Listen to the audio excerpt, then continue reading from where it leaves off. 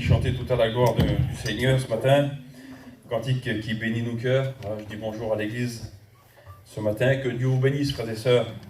Voilà, que le Seigneur puisse nous bénir à travers la parole de Dieu ce matin. Vous savez, l'importance de dire des mots, c'est bien, et le plus important, c'est que le Saint-Esprit puisse nous remplir ce matin. Amen. C'est ce que Saint Paul a dit lorsqu'il a écrit à l'église de Thessalonique. Il dit, nous ne sommes pas venus simplement avec des paroles, vous prêchez l'évangile, mais avec l'Esprit de Dieu. Et tout ce que nous faisons, que Dieu fasse, que nous, les serviteurs de Dieu, que nous soyons remplis du Saint-Esprit, à seule fin que vous aussi, l'Église, soyez remplis du Saint-Esprit. De toute façon, tout ce que nous faisons, nous le faisons par l'Esprit. On va prier le Seigneur. Alléluia. 3 verset 3. Il dit, pour nous qui sommes circoncis de cœur, ceux qui sont passés par la nouvelle naissance, l'apôtre Paul va dire que nous rendons à Dieu un culte par l'Esprit. Ça veut dire que tout ce que nous faisons, nous le faisons par le moyen du Saint-Esprit qui habite dans nos vies. Et puis ce matin, j'aimerais vous parler en quelques mots un peu le rôle du Saint-Esprit dans la vie de l'Église. Je sais que vous le savez ce matin, mais bon, il est bon de se le rappeler. Vous savez que lorsque Jésus il est venu sur terre, et puis Carlo l'a cité ce texte dimanche qui est passé, Jésus a dit « Je ne suis pas venu abolir la loi, mais l'accomplir ». Et l'apôtre Saint Paul, lui, il reprend un peu les mêmes mots que le Seigneur Jésus dans l'Épître aux Romains, et il va dire « Mettrons-nous la loi de côté ?» Il dit « Non, au contraire, nous confirmons la loi.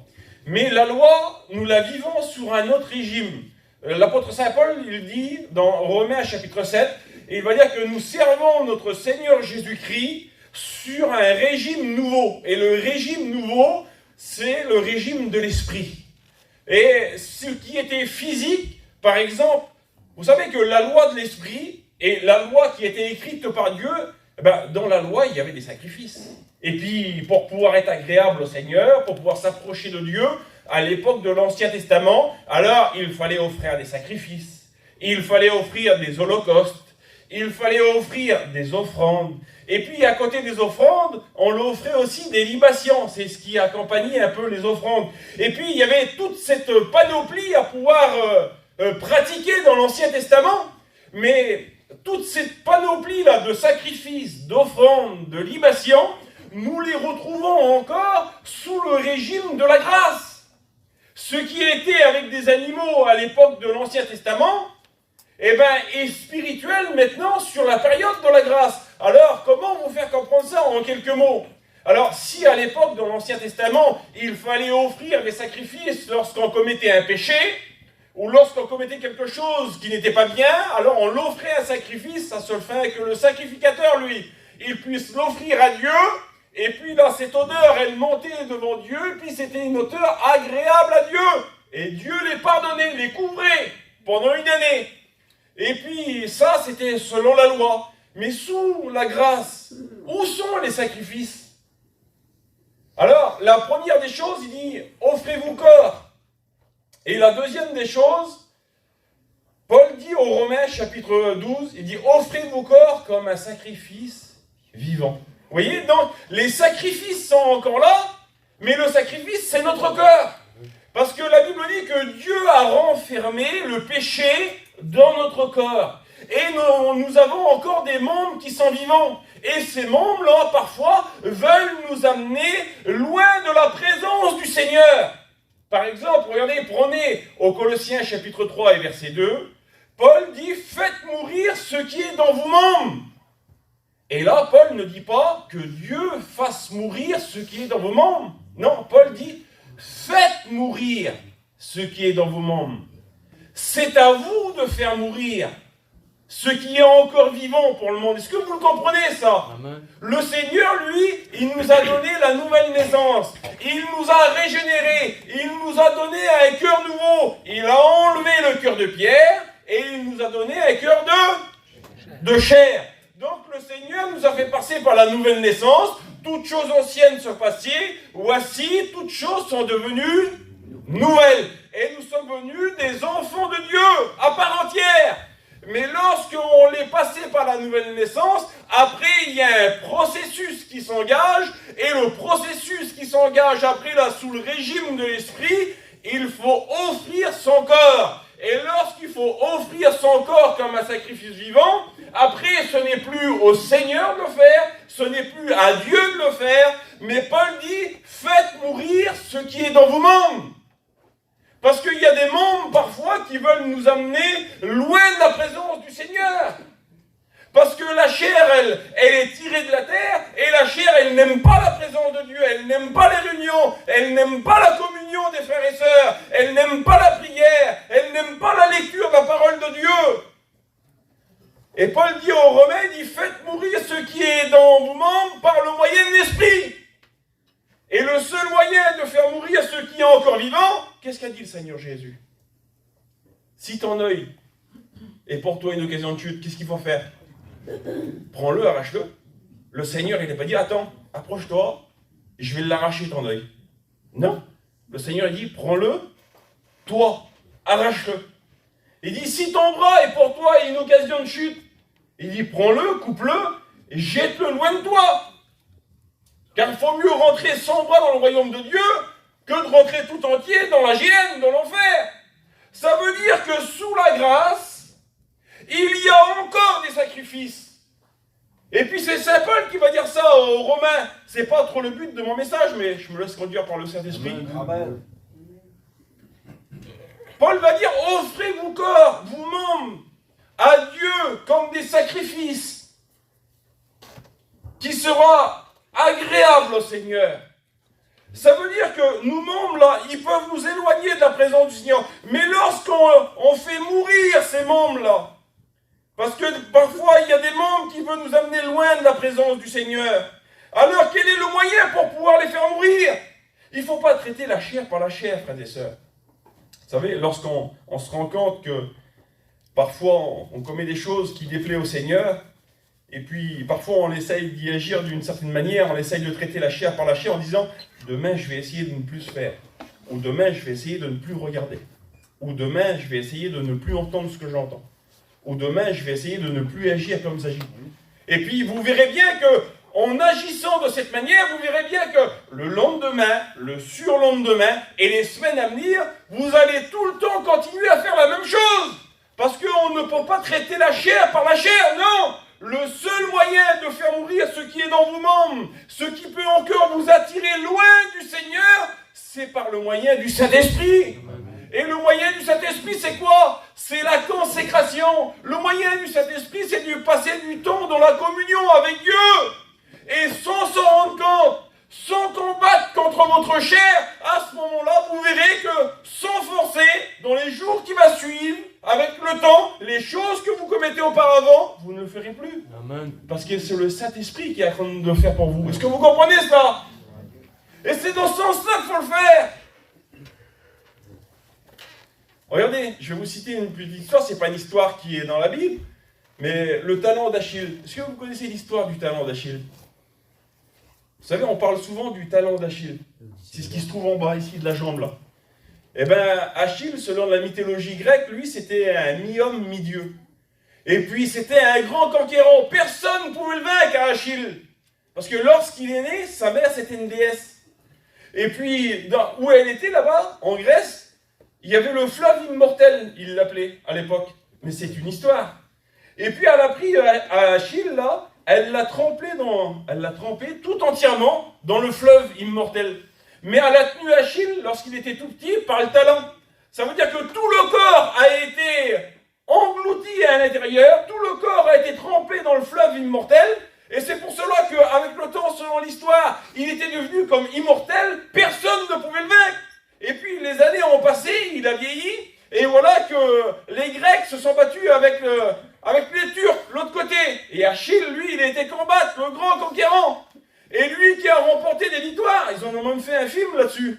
Et puis tout d'un coup, voilà qu'il y a un ennemi qui est là, il a visé Achille. Et lorsqu'il l'a visé à Achille, où il l'a touché avec l'arc, avec la flèche. Et il l'a touché au talon. La partie qui n'avait pas été trempée. Eh bien, si on a encore des membres qui sont encore vivants pour le monde, ce sont des membres qui peuvent nous amener loin de la présence du Seigneur, qui peuvent nous amener dans une mort spirituelle. Alors ce matin, je ne sais pas ce qui peut ce qui est encore vivant en toi. Je ne sais pas si c'est tes yeux. Je ne sais pas si c'est tes yeux qui regardent des choses qu'ils ne devraient pas regarder. Je ne sais pas si c'est tes oreilles qui entendent des choses qu'ils ne devraient pas entendre. Je ne sais pas si c'est ton bras. Je ne sais pas si c'est tes jambes, si c'est tes pieds. Mais une chose est sûre, c'est que le Seigneur ce matin, par le moyen du Saint-Esprit, veut t'aider ce matin à offrir tes membres comme un sacrifice vivant. Et lorsque tu offriras tes membres comme un sacrifice vivant, alors cela sera saint et agréable au Seigneur ce matin. Quelle bonté, Seigneur! Mais pour cela, il faut reconnaître, frères et sœurs. Il ne faut pas faire comme si que tout va bien, non! La Bible dit que lorsqu'un malheureux crie, c'est l'Éternel qui l'entend. Et pour cela, il faut reconnaître, mes frères et sœurs. Parfois, il faut le reconnaître lorsque Dieu nous parle en travers de prédication. Ben oui, Seigneur, je reconnais que mon membre, il est encore vivant, Seigneur. Ben si tu restes comme ça, je te le dis, de la part du Seigneur, un jour ou l'autre, aujourd'hui tu es dans l'église, mais un jour ou l'autre, tu ne seras plus dans l'église. Parce que ce membre-là va t'amener loin du Seigneur. Alors une chose qu'il faut faire, frères et sœurs, aujourd'hui, c'est lorsque Dieu nous parle, c'est rentrer en nous-mêmes. Que chacun d'entre s'éprouve soi-même. N'éprouve pas celui qui est à côté de toi, non! Essaye de t'éprouver ce matin en disant, Seigneur, qu'est-ce qui est vivant encore en moi? Qu'est-ce qui peut m'éloigner de toi, Seigneur? Eh bien, ce matin, j'ai compris que par mes propres forces à moi, je n'y arriverai pas. Mais le seul moyen d'y arriver ce matin, c'est par ton esprit, Seigneur. Alors ce matin, consacre-toi, Seigneur. Passe du temps dans la présence du Seigneur. Et tu verras ce qui est vivant encore en toi, par le moyen de l'esprit. Et bien à ce moment-là, le Seigneur va le faire.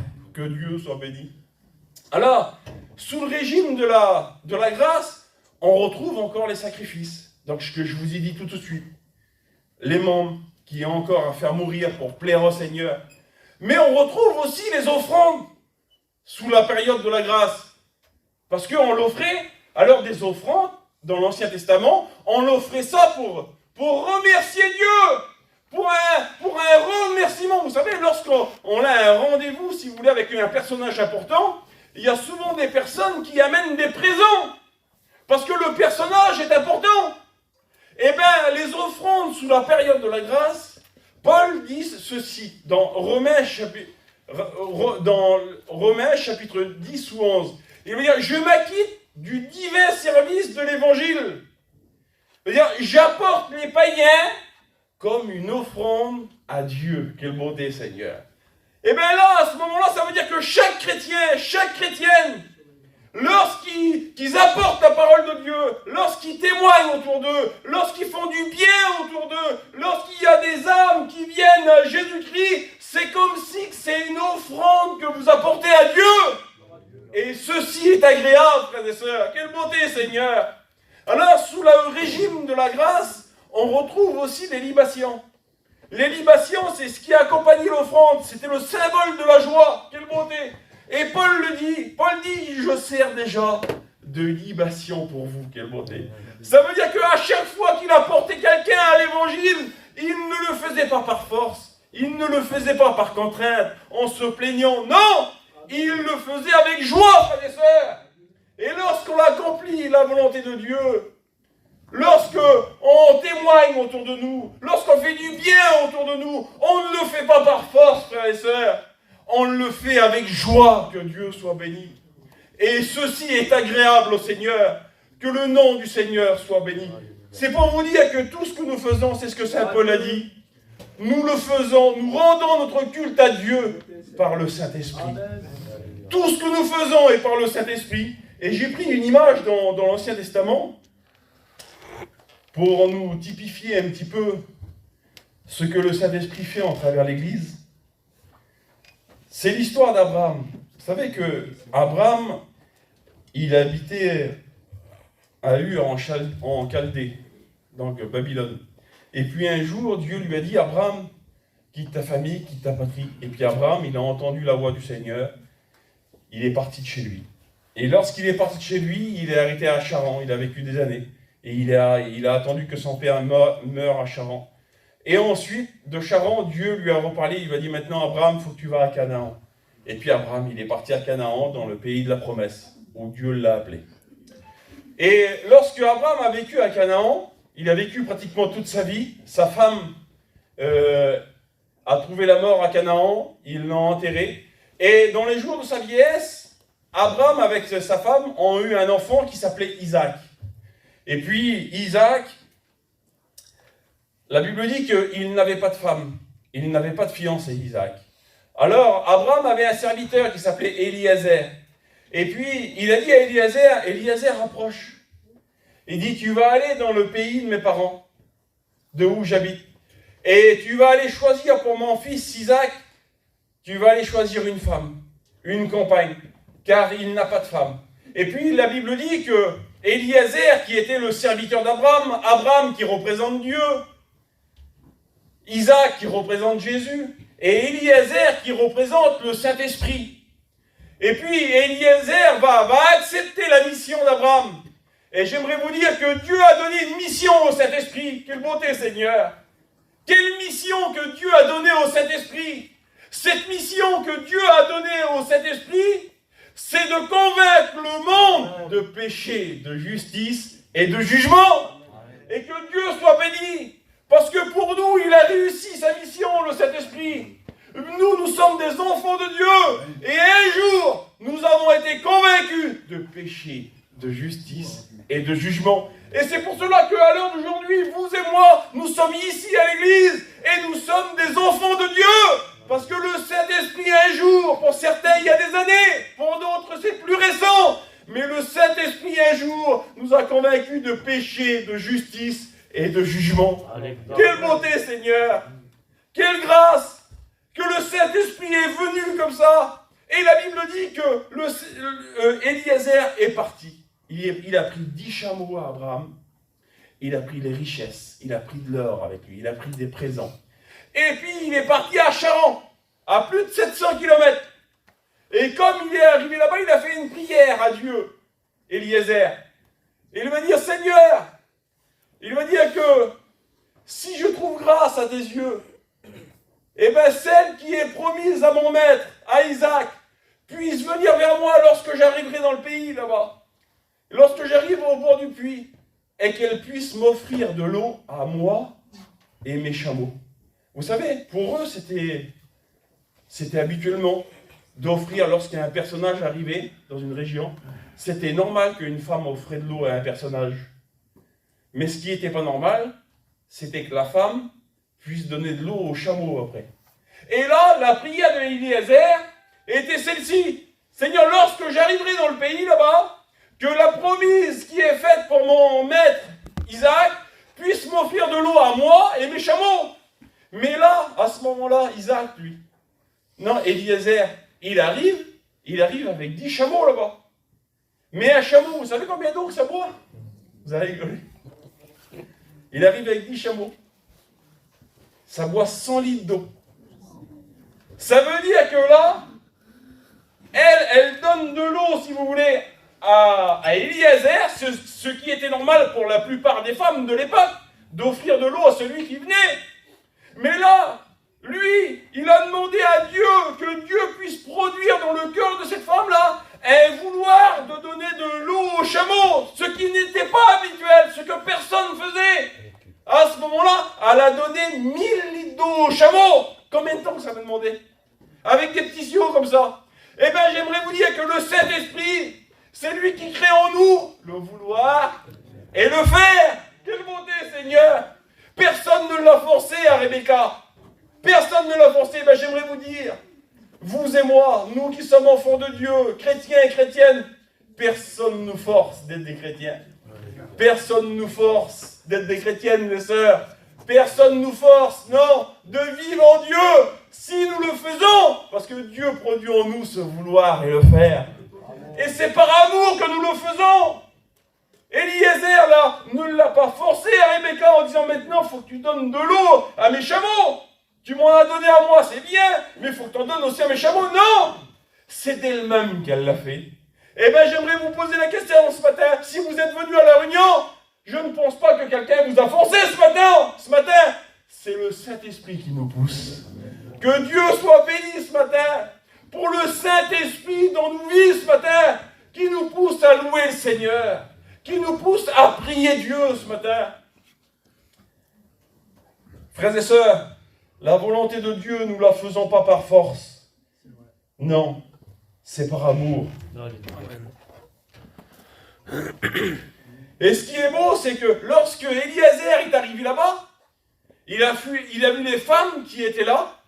Et puis, la Bible dit que Eliezer, lui, il a couru devant Rebecca. C'est lui qui est venu au-devant d'elle. Et bien, lorsque le Seigneur Jésus est parti, il a dit, c'est bon, moi, je ne vous laisserai pas orphelins. Je vous enverrai le consolateur de la part de mon Père. Quelle bonté, Seigneur! Et puis à ce moment-là, quelques jours se sont passés, 40 jours ont passé. Et la Bible dit que c'est le Saint-Esprit qui est venu au devant de l'Église. Alléluia. Quelle beauté, Seigneur! Et bien, le jour de la Pentecôte, la Bible dit que lorsqu'ils étaient réunis là, des langues semblables à des langues de feu se posèrent sur chacun d'eux. Ce n'est pas l'Église qui était au Saint-Esprit, non! C'est le Saint-Esprit qui est venu à l'Église. Et puis depuis ce jour-là, j'aimerais vous dire que le Saint-Esprit, il demeure dans nos cœurs. Le Saint-Esprit demeure dans vos cœurs. Que Dieu soit béni.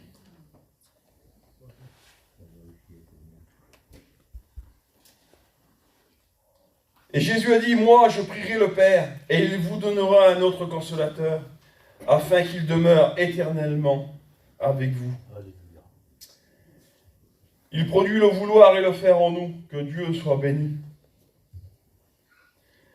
Alors, lorsque Eliezer il est là, la femme est en train de le servir et en train de servir tous ses chameaux, mais lui il est là, il est en train de contempler les bienfaits de Dieu. Il est en train de se réjouir de ce que Dieu fait, du désir que Dieu avait mis dans son cœur de pouvoir abreuvoir tous ses chameaux. Il est là, il est comme stupéfait, Seigneur. Il se réjouit parce que Dieu fait réussir sa mission. Eh bien, j'aimerais vous dire que Dieu a fait réussir la mission du Saint-Esprit qui est en nous. Quelle bonté, Seigneur, et qui nous accompagne chaque jour. Que Dieu soit béni. Alléluia.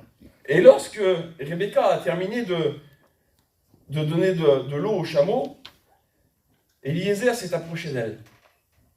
Et il lui a mis un anneau en or. Quelle beauté, Seigneur. Mais l'anneau en or qu'il lui a donné ne lui appartenait pas à Eliezer. Elle appartenait à son maître, à Isaac. Est-ce que vous comprenez cela? Eh bien, j'aimerais vous dire que l'anneau, là, c'est la nouvelle naissance. C'est ce que le Seigneur a produit dans nos vies. Mais cet anneau-là, elle appartient à celui qui est mort et est ressuscité. Et il s'appelle Jésus ce matin. Quelle bonté, Seigneur. Et c'est Jésus qui nous a fait passer par la mort et la résurrection. Alors, dans la nouvelle naissance, les trois personnes de la divinité sont en action. Dieu le Père a fait le plan. Jésus-Christ a accompli le plan. Et le Saint-Esprit l'a rendu possible dans nos vies. Quelle bonté, Seigneur. Les trois personnes de la divinité habitent en vous, frères et sœurs. Que Dieu soit béni. Alors, si quelqu'un est en Christ, il est une nouvelle créature, et les choses anciennes sont passées, voici toutes choses sont devenues nouvelles. Et le Saint-Esprit qui est en nous est un gage. Une fois que Eliezer lui a mis l'anneau, ça se mettait souvent au nez à leur époque, et il lui a donné des bracelets après. Et puis les bracelets là, ils n'étaient pas trop lourds, ils pesaient à peu près 160 grammes, des bracelets en or. Mais c'était le gage de la richesse de Isaac. Ça veut dire que c'était peu de choses par rapport à ce qu'elle allait recevoir si elle venait vers Isaac.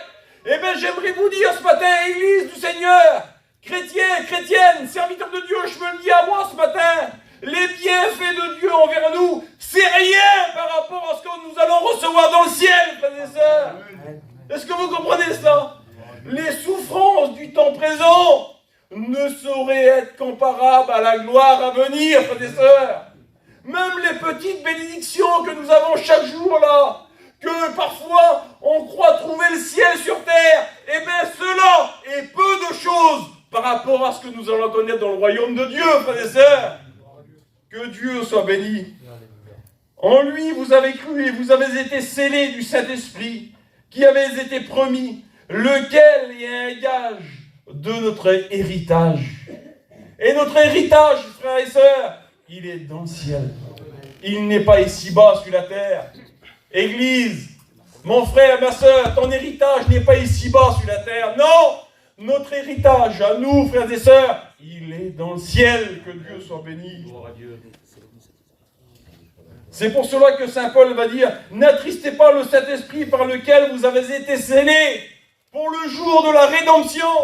Alors il y a deux rédemptions. La première rédemption, c'est la rédemption de notre âme. C'est le rachat de nos âmes. Et par la mort et la résurrection du Seigneur, nous avons déjà passé par cette rédemption. Ça y est, c'est chose faite. Le Seigneur a racheté nos âmes. Saint Paul va dire aux Éphésiens que nous sommes déjà assis dans les lieux célestes. Ça, c'est une chose faite. Le Seigneur nous a déjà rachetés par sa mort et sa résurrection. Il a payé au prix de son sang, le prix fort.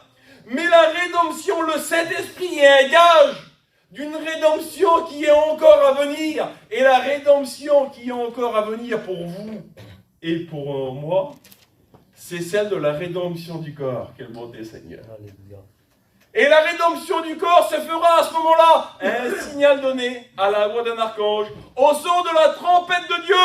Les morts en Christ ressusciteront. Mais qui c'est qui va les ressusciter, les morts en Christ? Romains chapitre 8 et verset 11. De même que le Saint-Esprit qui a ressuscité le corps de notre Seigneur Jésus-Christ ressuscitera aussi vos corps mortels. Ça veut dire que le Saint-Esprit aussi, il est là lorsque les corps seront ressuscités et que notre corps à nous sera changé à ce moment-là. Seigneur, quelle bonté! Amen. Combien que le Saint-Esprit nous accompagne dans toutes choses, frères et sœurs. Il est là à chaque instant de nos vies. Que Dieu soit béni et que Dieu soit glorifié.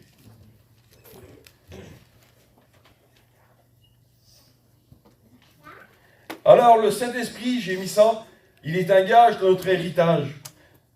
Mais quel est cet héritage-là? Je vais vous préparer une place. Cet héritage, c'est celle-ci. Et lorsque cette place elle sera préparée, alors je reviendrai et je vous prendrai avec moi. Mais en attendant ce jour, vous et moi, nous avons déjà les petits bracelets là. 160 grammes, c'est rien. Mais les 160 grammes que nous avons là, à nos poignets là, ben c'est un gage de ce que nous allons déjà recevoir dans le ciel. Quelle bonté, Seigneur! Quelle bonté, quelle grâce que le Seigneur nous fait.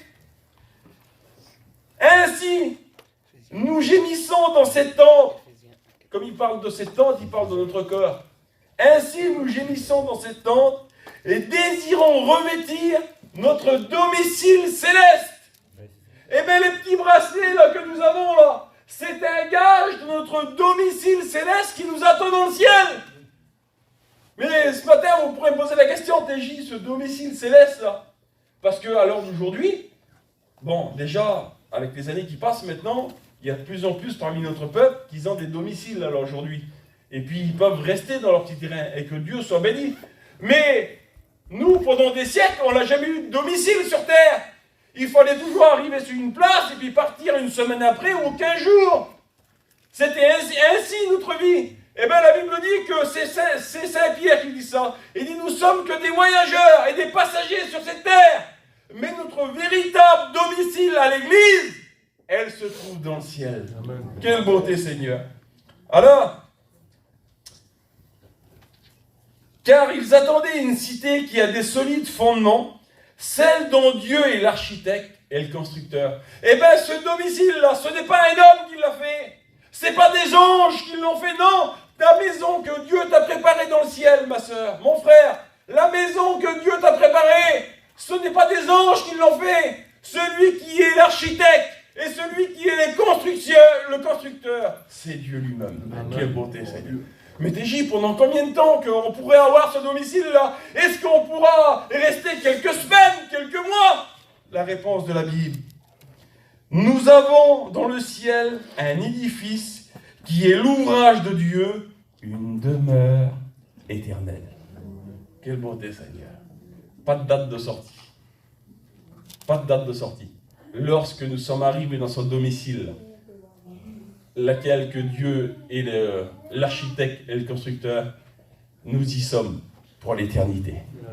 Là où il y a la paix, la joie, pour l'éternité. Et le Saint-Esprit est là, lui, et il nous rappelle chaque jour qu'il est un gage de cet héritage, justement. Que Dieu soit béni.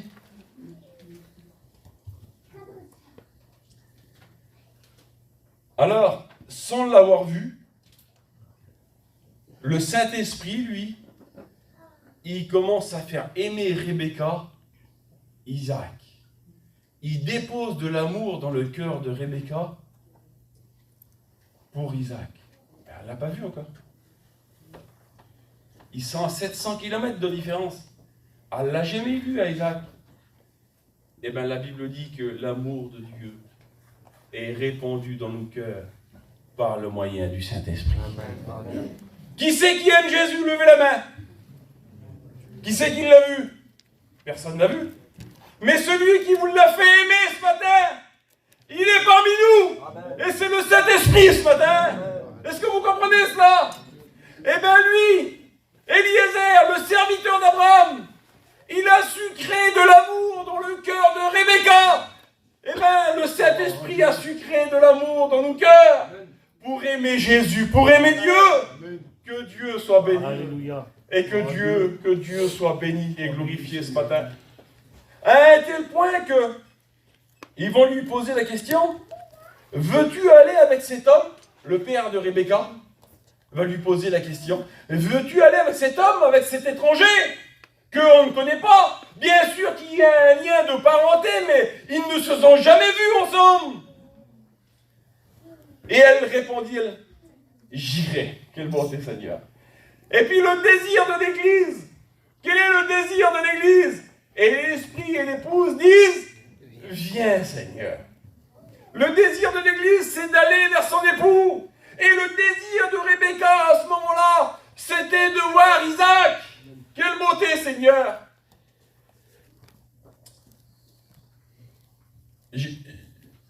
Pas prévu, mais regardez, vous savez ce texte-là, il dit que un jour pour Dieu est comme 1000 ans, et 1000 ans est comme un jour. Alors comment comprendre le texte-là? Un jour pour Dieu est comme 1000 ans. On va le dire tout doucement pour que tout le monde comprenne. Un jour pour Dieu est comme 1000 ans. Et 1000 ans est comme un jour. Mais ça, c'est au regard de Dieu. C'est pas au regard des êtres humains. C'est comment que Dieu voit la chose. Est-ce que vous comprenez cela? Eh bien, un jour pour Dieu est comme 1000 ans. Et moi, j'ai été éclairé lorsque Israël a attaqué Gaza là-bas. Vous savez qu'il y avait le porte-parole de l'armée israélienne qui parlait tous les jours et qui prenait la parole. Et puis, il a pris la parole pour les familles des otages qui étaient à Gaza. Et puis, vous savez ce qu'il a dit? Il a dit: je sais pour vous, les familles. Il dit: je sais pour vous que chaque seconde qui passe, pour ceux qui sont en otage à l'intérieur, est une éternité pour vous. Eh bien, ça veut dire que pour le Seigneur, tellement que le Seigneur nous aime, tellement que le Seigneur voudrait revenir nous prendre, mais il use de patience. Nous ne voulons pas qu'aucun périsse, mais que tous parviennent à la repentance. Mais il use de patience pour qu'un plus grand nombre soit sauvé. Mais son désir, il est tellement grand de nous retrouver. Ça veut dire que chaque jour qui passe pour Jésus, c'est comme une éternité pour lui. Est-ce que vous comprenez cela? Lorsqu'on est séparés, lorsque vous avez des bien-aimés, des enfants qui partent avec le camping, ou je ne sais pas, ou que vous êtes séparés pendant des mois, les minutes sont longues, les secondes sont longues, parce que votre seul désir à vous, là, c'est de les retrouver. Eh bien, au regard du Seigneur, le désir de Dieu, chaque jour qui passe, chaque heure qui passe, est une éternité pour Jésus. Alléluia. Maintenant, 1000 ans est comme un jour. Comment le comprendre? Eh bien, lorsque le Seigneur reviendra nous prendre, lorsque nous partirons avec lui, nous serons tellement bien avec lui, que même que nous aurons passé 1000 ans avec lui, ça sera comme un jour. Est-ce que vous comprenez ça? Lorsqu'on est bien, frères et sœurs, vous voyez le temps passer, vous? C'est vrai. Dites-le moi. Vous ne voyez pas le temps passer parce que vous êtes bien. La Bible dit que Jacob, il a travaillé pendant 7 ans pour Rachel. Pendant 7 ans, il a travaillé. Mais parce qu'il aimait Rachel. La Bible dit que les 7 ans là, ils ont paru comme quelques jours à ses yeux. Pourtant, il a travaillé 7 ans, oui, mais parce qu'il l'aimait. Il n'a pas vu les 7 ans passer. Quelle bonté, Seigneur! Eh bien, dans le royaume de Dieu, frères et sœurs, nous ne verrons pas le temps passer, parce que le temps, tout d'abord, n'existera plus. Quelle bonté, Seigneur! Et nous serons dans l'éternité avec notre Seigneur Jésus. Amen. Que le nom du Seigneur soit béni. Alors, le Saint-Esprit donne à l'Église le désir d'aller à la rencontre du Seigneur. Et puis, ce désir-là, de pouvoir marcher, de pouvoir aller vers Dieu, ne doit pas, je vous l'ai dit tout à l'heure, se faire avec contrainte. Vous savez que 2 chrétiens peuvent faire la même chose, mais avec une disposition du cœur différente. L'autre peut le faire par force pour le regard des autres, et l'autre le fait par amour. Alors comment comprendre ça? La Bible dit que Jésus passe, il a la croix sur le dos, et puis il l'amène à la croix du Calvaire pour pouvoir être sacrifié. Et la Bible dit qu'il y a là un homme, Simon de Cyrène, et la Bible dit qu'ils le prirent à Simon de Cyrène, et ils le forcèrent à porter la croix. Oui, mais il ne voulait pas la porter. Il était obligé de la porter.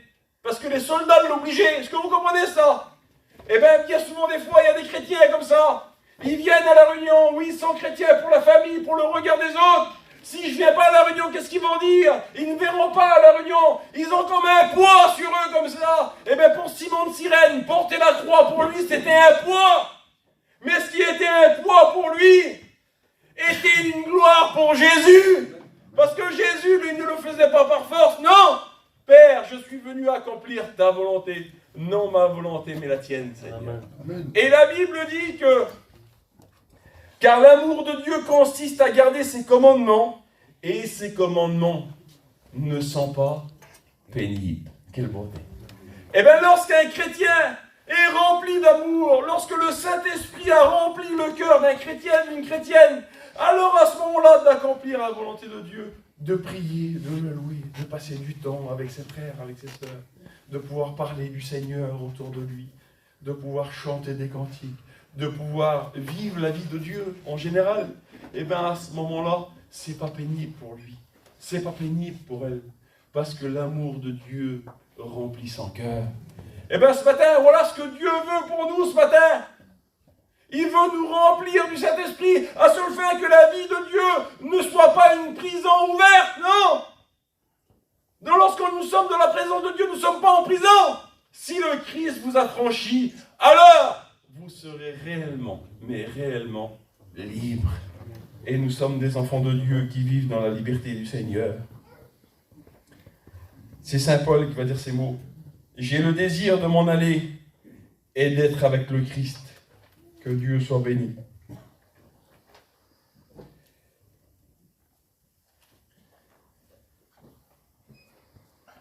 Et lorsque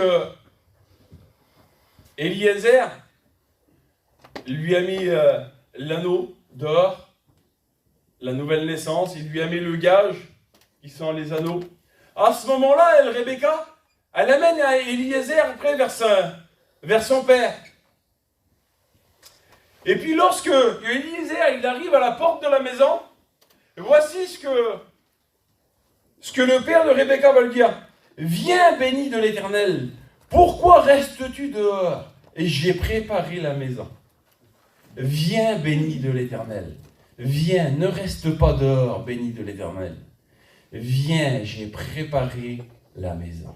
Quelle beauté. Viens béni de l'Éternel. Ne reste pas dehors. Ben, j'aimerais vous dire que l'Esprit de Dieu n'est pas à côté de nous, n'est pas au-dessus de nous, n'est pas derrière nous, n'est pas devant nous. Mais l'Esprit de l'Éternel habite en nous, frères et sœurs. C'est l'auteur aux Hébreux qui va dire ces mots. Il va dire que nous sommes la maison de Dieu, une habitation de Dieu. Nous sommes le temple de Dieu, où l'Esprit de Dieu habite dans nos vies, frères et sœurs. Est-ce que vous comprenez ça? Et l'habitation du Saint-Esprit sur terre, le temple de Dieu. Vous savez, à Jérusalem, il y avait un temple avant, il a été détruit.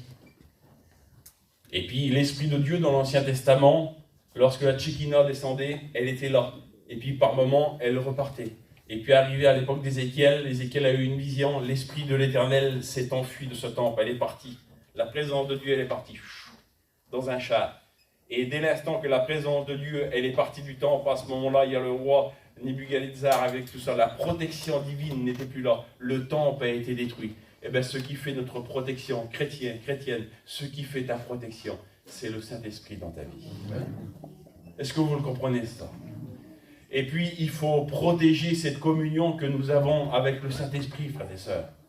Il faut nous protéger. Le peuple de Dieu n'a pas protégé cette communion qu'ils avaient avec le Saint-Esprit. Ils n'en faisaient qu'à leur tête. Ils n'en faisaient qu'à leur manière. Alors à ce moment-là, le Saint-Esprit, lui, il n'est pas méchant. Le Saint-Esprit, il est doux. Le Saint-Esprit ne parle pas de lui, mais il parle que de Dieu. Tout d'ailleurs, lorsque Eliezer vient, il ne parle pas de lui. Il ne dit pas un mot de lui, Eliezer. Non, il dit simplement que son maître Abraham a des grandes richesses et que la grande richesse que Abraham avait, il l'a donnée à son fils, à Isaac.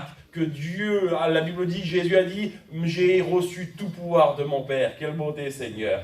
Tout ce que le Père a, le Fils l'a aussi. Mais Eliezer ne dit aucun mot de lui. Est-ce que vous comprenez ça? Et le Saint-Esprit, lui, ne dit aucun mot. Il n'est pas méchant. Le Saint-Esprit, il est là justement, lui, pour régénérer notre conscience. Nous avons une conscience qui nous dicte comment faire. Nous avons une conscience qui nous dit quoi faire, ce qui est bien, ce qui n'est pas. Est-ce que vous comprenez cela? Mais lorsqu'on fait à notre manière, c'est Saint Paul qui va dire ces mots.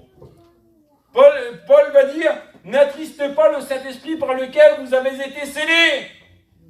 Et lorsque un chrétien attriste le Saint-Esprit, et il continue à faire des choses qui ne vont pas, alors à ce moment-là, le Saint-Esprit, il est attristé dans la vie, mais il ne va jamais vous combattre. Et lorsque le Saint-Esprit dans vos vies, il est attristé, et bien auparavant, lorsque vous touchez la bouteille, là, lorsque vous vivez bien avec le Seigneur, vous n'aviez pas le droit de toucher la bouteille, là. Alors parce que vous l'avez touché, vous avez été attristé. Et Paul va dire aux Corinthiens qu'il y a deux tristesses. Il y a la tristesse selon le monde, et il y a la tristesse selon Dieu. Et lorsqu'un chrétien est habité par le Saint-Esprit, lorsqu'il fait une chose qui ne va pas, ou lorsqu'il voit une chose qui ne va pas, alors à ce moment-là, il est attristé. Et puis la tristesse, là, selon Dieu, elle amène le chrétien et la chrétienne à demander pardon à Dieu.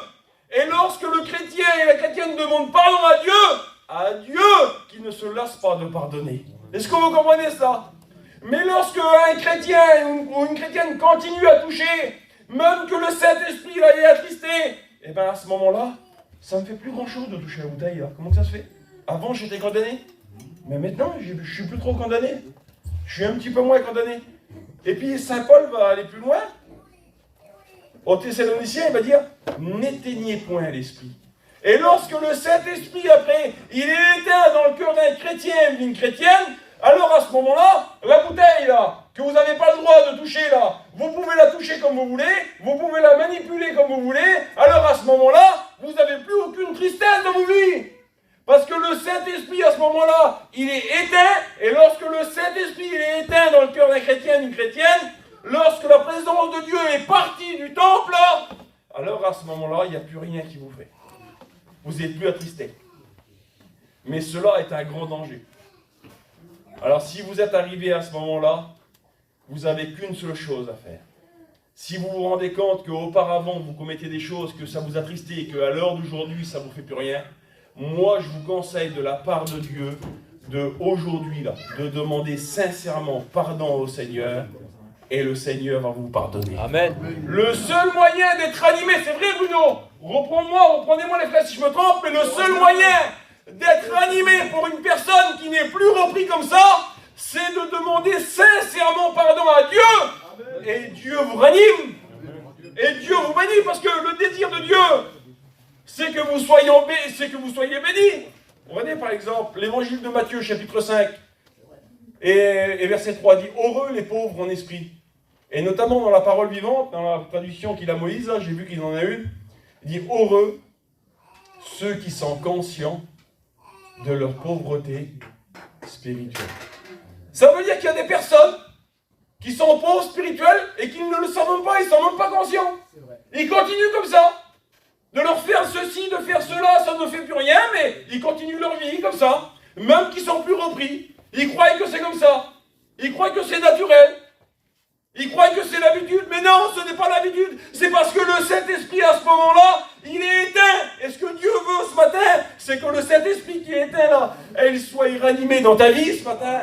Là, le désir de Dieu. Ça va bien arriver à Samson. Samson, pourtant, c'était un juge. Est-ce que vous comprenez ça? C'était pas vous, c'était pas moi, Samson. C'était le juge d'Israël. Et la Bible dit que Samson, les Philistins sont là, je m'en tirerai comme les autres fois. Car il ne savait pas que l'Éternel s'était retiré de lui. Mais Seigneur, vous aurez pu aller à l'époque vers Samson. Samson, tu sais que l'Éternel s'est retiré de toi. Mais t'étais mort. Tu prenais un coup de poing, tu faisais tuer avec la force qu'il avait. Non mais c'est vrai. Et bien là, alors aujourd'hui, qui c'est qui peut dire à une autre personne, mon frère, ma soeur, t'es plus chrétien? Mon frère, t'es plus chrétien? Personne ne peut le dire. Le seul qui peut le dire ce matin, c'est Dieu ce matin, parce que c'est la parole de Dieu. Ben, si tu sens que Dieu te parle ce matin, tu n'as pas besoin de le crier devant tous les autres, mais sincèrement ce matin, demande pardon, fais demi-tour sur toi-même, fais un examen de toi-même, et le Seigneur va te bénir. Le Seigneur va te remplir. Mais ne reste pas dans cette situation, car tu cours un grand danger si des fois il y aurait une personne comme ça. Je dis bien si des fois, je ne dis pas qu'il y en a. Mais s'il y aurait une personne qui ne ressentirait plus cette tristesse lorsqu'il commet quelque chose qui déplaît au Seigneur, le Seigneur t'aime. Le Seigneur ne veut pas que tu restes comme ça. Est-ce que vous comprenez ça? Là, mes frères, il n'y a aucune condamnation. Le Seigneur, lui, il vous aime. Il veut juste essayer de vous... La parole, c'est un miroir dans lequel on soit. Le Seigneur, il veut te montrer tes tâches, mais une fois que tu les as vues, les tâches, le désir du Seigneur, là, c'est que tu l'enlèves. Est-ce que vous comprenez ça? Mais le Seigneur, il ne veut pas te taper dessus avec un bâton, non. Le désir du Seigneur, c'est qu'après la prédication, là, c'est que tu prennes une bonne décision en disant, Seigneur, je reste pas comme ça, je te demande pardon, Seigneur. Et tu verras que de nouveau, lorsque après tu commettras quelque chose qui te déplaît, eh bien le Saint-Esprit sera ranimé en toi, et à ce moment-là, tu seras de nouveau accusé. Et tu demanderas pardon au Seigneur. Que celui qui a été lavé, alors se lave chaque jour les pieds, et ça, c'est la sanctification. Amen. Alors, nous sommes la demeure de Dieu, c'est pour cela que nous ne pouvons pas faire ce qu'on veut. Vous efforçons de conserver, c'est Saint Paul qui va dire ça aux Éphésiens, chapitre 4 et verset 3. Vous efforçons de conserver l'unité de l'esprit. Il y a une unité entre nous et lui. Unité. Nous sommes un, nous et lui. Une unité. Est-ce que vous comprenez cela? Alors, il faut s'efforcer de ne pas désunir ce que Dieu a uni. Amen. Amen. Que Dieu soit béni. Je vais aller vite, frères et sœurs. Alors, ne reste pas dehors, béni de l'Éternel. Entre dans la maison, car j'ai préparé la maison. Et la maison, frères et sœurs, que Dieu a préparée, c'est Jésus même qui l'a construit. Jésus a dit, je bâtirai mon église. Je bâtirai mon église sur terre à seul fait que le Saint-Esprit puisse y demeurer à l'intérieur. Est-ce que vous comprenez cela? Et vous et moi, nous formons l'habitation de Dieu, qui est le corps du Christ, la maison spirituelle. Vous et moi, vous savez comment que la Bible nous appelle? Nous sommes des pierres vivantes. Et nous sommes posés, chacun, l'une sur l'autre. Et nous sommes soudés ensemble. Nous sommes soudés, il y a un joint qui nous soude, il y a un ciment. Et le ciment qui nous soude là, eh bien c'est l'amour, frères et sœurs. Est-ce que vous comprenez ça? Sinon, on ne pourrait pas demeurer ensemble. Non! Il y a un mot qu'on ne peut pas dissocier avec l'Église. C'est le mot ensemble. Il est bon, il est doux pour des frères de demeurer ensemble. Lorsque l'Église avait été créée, la Bible dit qu'ils étaient ensemble, d'un commun accord. Lorsque les évangiles, pas les évangiles, mais les épîtres, tous les apôtres, la Bible dit qu'ils montèrent ensemble pour prêcher la parole du Seigneur, Pierre et Jean. Ils allaient ensemble à l'heure de la prière, comme nous. Nous sommes ensemble ce matin. Lorsque le Seigneur reviendra, il ressuscitera les morts. Et nous qui serons changés là, nous partirons ensemble à la rencontre du Seigneur. Et lorsque nous arriverons dans le ciel, frères et sœurs, lorsque le Seigneur viendra nous prendre, concernant l'avènement de notre Seigneur Jésus-Christ, et notre réunion avec lui. Et dans cette réunion-là, peut-être qu'à l'aujourd'hui, il y a des personnes qui nous manquent, il y a des bien-aimés qui nous ont devancés dans la gloire de Dieu, mais là, personne ne manquera. Nous serons ensemble à cette grande réunion. Amen. Quelle bonté, Seigneur. Quelle grandeur.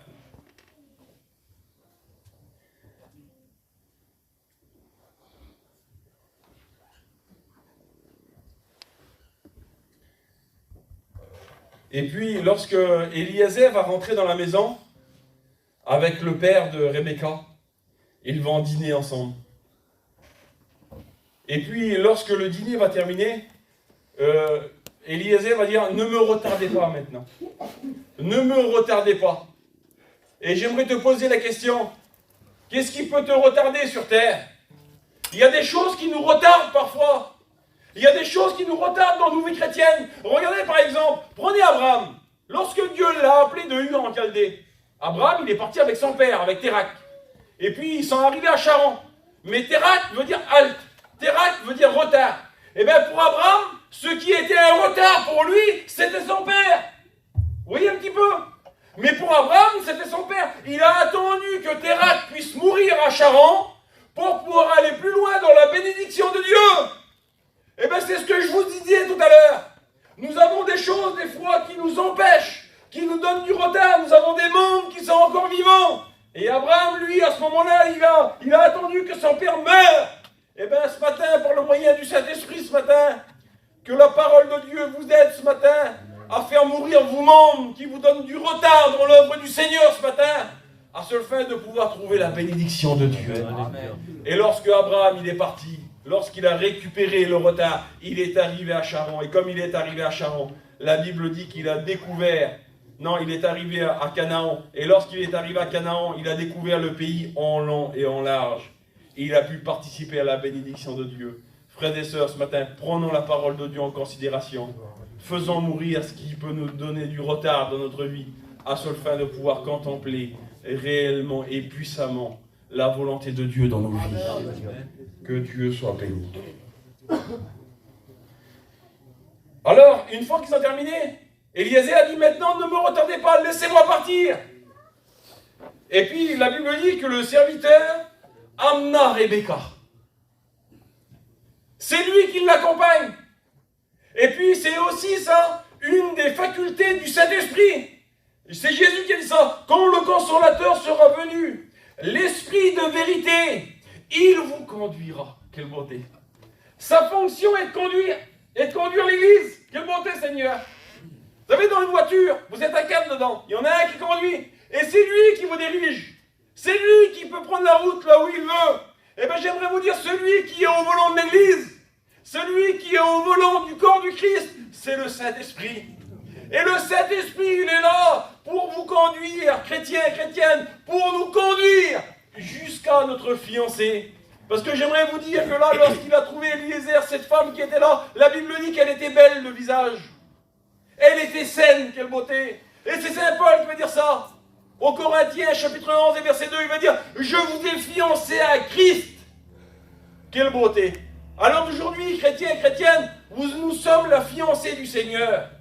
Mais la Bible dit que lorsque Eliezer, sur la monture, il amena Rebecca, et lorsqu'ils sont partis d'une terre étrangère, de même que nous là, nous ne sommes pas citoyens de cette terre, mais nous sommes que des étrangers.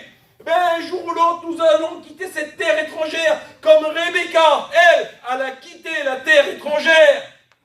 Et la Bible dit que lorsqu'elle est arrivée là-bas, elle a regardé, Isaac, il était là dans les champs, à train de méditer, celui qui représente le Seigneur Jésus-Christ. Quelle beauté, Seigneur. Et la Bible dit qu'à ce moment-là, la Bible dit que Isaac leva les yeux et il vit Rebecca. Quelle beauté, Seigneur. Et la Bible dit que Rebecca, elle aussi, lève les yeux et elle voit Isaac dans le champ. Et à ce moment-là, vous savez ce qu'elle fait, sa première réaction? Elle se couvre, elle met son voile, le respect, cette consécration. Quelle beauté, Seigneur. Et bien là, nous sommes dans la venue du Seigneur, de notre Seigneur Jésus-Christ. Un signal donné à la voix d'un archange, au son de la trompette de Dieu. Nous partirons à la rencontre du Seigneur. Nous quitterons notre terre étrangère pour aller dans la terre de Isaac, qui est le royaume de Dieu. Quelle beauté, Seigneur. Et la Bible dit que lorsqu'il est arrivé, Isaac, elle dit au serviteur, qui est cet homme qui vient dans les champs à notre rencontre? Et le serviteur répondit, le Saint-Esprit est encore là, parce qu'il l'amène. Le serviteur répondit, c'est mon Seigneur. Quelle beauté, Seigneur. nous serons tous ensemble enlevés avec eux à la rencontre du Seigneur.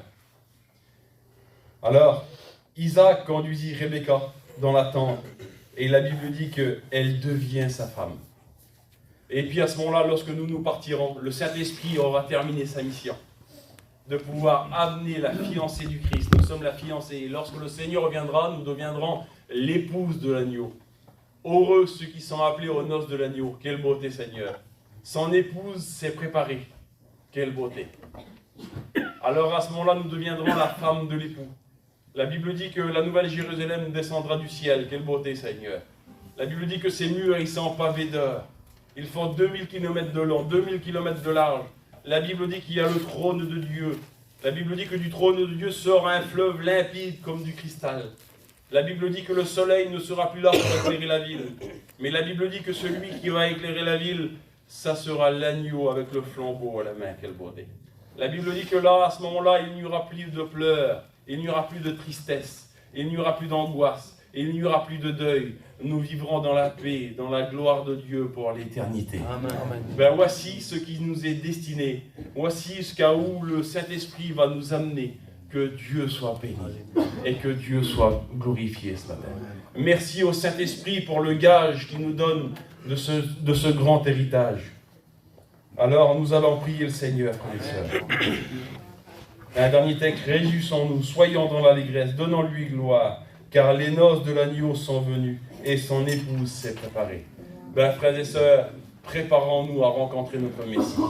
Préparons-nous à rencontrer notre Seigneur, car le Seigneur vient. Il y a un mot dans la Bible, et ce mot est celui-ci, Maranatha. Ça veut dire que le Seigneur vient. Le Seigneur vient, frères et sœurs. Restons dans la présence du Seigneur. On prie le Seigneur. Seigneur, te bénissons.